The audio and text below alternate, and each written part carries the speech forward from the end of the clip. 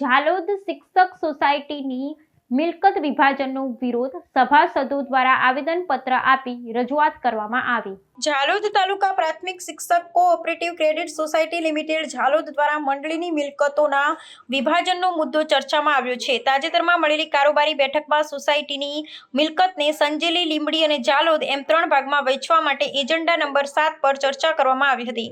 આ પ્રસ્તાવના વિરોધમાં ઝાલોદ શિક્ષક સોસાયટીના સભાસદો દ્વારા આવેદનપત્ર આપવામાં આવ્યું છે, જેમાં મિલકતનું વિભાજન ન કરવા માટે રજૂઆત કરવામાં આવી છે। સભાસદોના મતે આ મંડળી વર્ષોથી શિક્ષકોના હિતમાં કાર્ય કરી રહી છે અને તેની મિલકતોનું વિભાજન થવું ન જોઈએ। આવેદનપત્રમાં તેમણે જણાવ્યું છે કે મિલકતના ભાગલા પડવાથી મંડળીની આર્થિક સ્થિતિ પર નકારાત્મક અસર પડી શકે છે અને ભવિષ્યમાં સભાસદોને મળતા લાભો પણ ઘટી શકે છે। આ નિર્ણય લેતા પહેલા તમામ સભાસદોના હિત અને ભવિષ્યનો વિચાર કરવો આવશ્યક છે।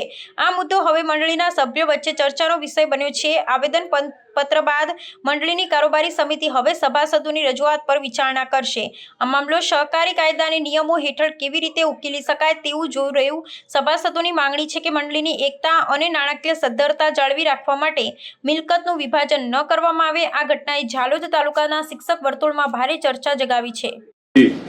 ઝાલોદ તાલુકા પ્રાથમિક શિક્ષક કોઓપરેટિવ ક્રેડિટ સોસાયટી ઝાલોદ આજ રોજ અમે તમામ સભાસદો શિક્ષક ક્રેડિટ સોસાયટીના કારોબારી સભ્યો જે તે સમયમાં લગભગ 6/9/2025 રોજ આ લોકોએ એક બેઠક બોલાવવામાં આવી અને એક બેઠકની અંદર કારોબારી સભ્યોએ તમામે નક્કી કર્યું અને એ લોકોએ ચર્ચા કરી કે ઝાલોદ, સંજેલી અને લીંબડી આ 3 વિભાગો છે અને આ 3 વિભાગોના સભાસદો ઝાલોદની અંદર છે। તો આ 3 સભાસદોને 3 વિભાગની અંદર આખી સોસાયટીને ડિવાઈડ કરી દેવામાં આવે, એનો હિસ્સો કરી નાખવામાં આવે અને એ અમને લોકોને ખબર પડી એટલે અમે લોકો તમામ સભાસદો ભેગા થયા અને એના વિરોધમાં એ જે હિસ્સાની વાત છે એને સખત શબ્દોમાં તમામ મિત્રો કે સભાસદો અમે વખોડીએ છીએ અને કોઈ કાળે એ વસ્તુ શક્ય જ નથી।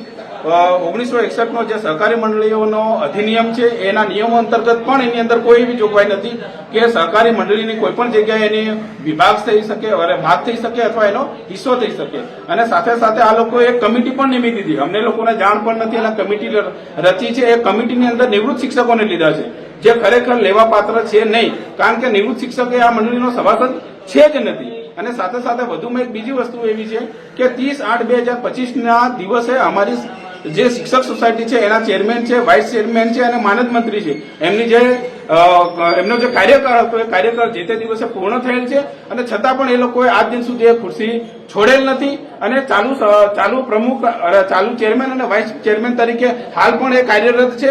તો અમારી બધાની એવી માંગણી છે કે એમનો કાર્યકાળ પૂરો થઈ ગયો છે તો પાછળ જે કંઈ લીંબડીનો કે ઝાલોદનો જેનો પણ વારો છે તો એ જે વારાવાળા જે મિત્રો છે કે જે સભાસદો છે કે જે કારોબારી સભ્યો છે એમને